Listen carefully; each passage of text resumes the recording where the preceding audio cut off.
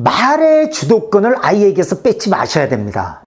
말의 주도권. 아이가 말을 할 수 있게끔 7대3의 법칙으로 가면 좋죠. 물론 아이가 좀 엉뚱할 수도 있고 좀 틀릴 수가 있습니다. 상담을 하다 보면요, 아이들의 말을 엄마가 대신 다 해주는 경우가 있어요. 아이의 삶을 다 부모님이 살아가시는 거죠.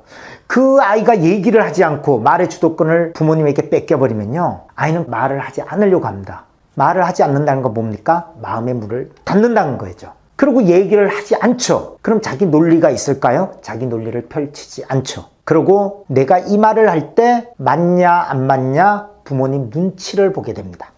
그죠? 잠깐만요. 길어서 잠깐만요.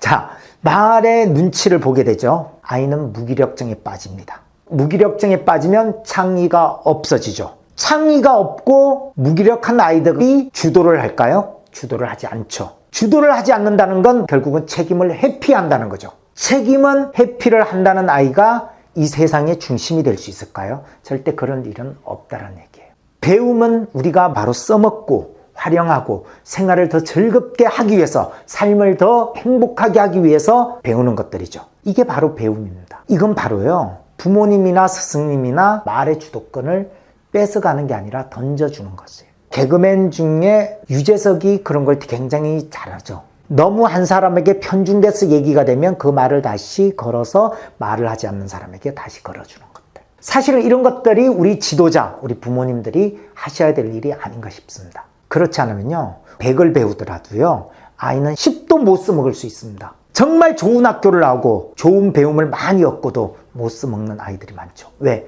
자기 논리를 못 펼치는 거죠. 내가 내 스스로 상대방에게 설명을 하고 그걸 설득을 시킬 수 있는 힘이 있어야 된다는 거예요. 바로 아이의 말, 기운의 주도권을 뺏어가지 않는 것, 기운의 주도권을 뺏어가지 않는 것, 아이에게 주는 것에서 시작되는 겁니다. 아이에게 주는 것에서 시작되는 겁니다. 어떤 친구들은요, 10을 아는 것을 100으로 사용하는 사람들도 있잖아요. 그 아이들의 특성은 뭡니까? 말의 주도권, 기운의 주도권을 아이가 가져가고 있다는 얘기예요. 그러려면요, 아이의 얘기를 듣고 그 아이가 맞는지 틀리는지 그걸 부모님 속으로만 좀 알아주시고, 조금 엉뚱하더라도 아이가 그 얘기를 잘할 수 있도록 추임새를 해주면서 아이의 논리가 부족한 것들을 보충해주면서 아이가 말의 기운들을 가질 수 있게 하셨으면 좋겠다는 얘기예요. 자녀는요, 부모님의 또 다른 세상입니다. 또 다른 세상입니다. 이 세상에서요, 가장 위대한 부모, 가장 위대한 스승은요, 아이의 논리를 조금 엉뚱하더라도 수용해주고,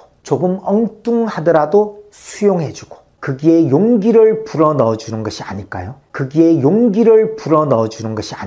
부모가 용기를 불어넣지 않고 스승님이 용기를 불어넣지 않으면요, 이 세상에 우리 아이에게 과연 누가 용기를 불어넣어 주실 것입니까? 이 세상은 진짜 험난하거든요. 과연 우리 아이는 나중에 어른이 돼서 누구에게 기댈까요?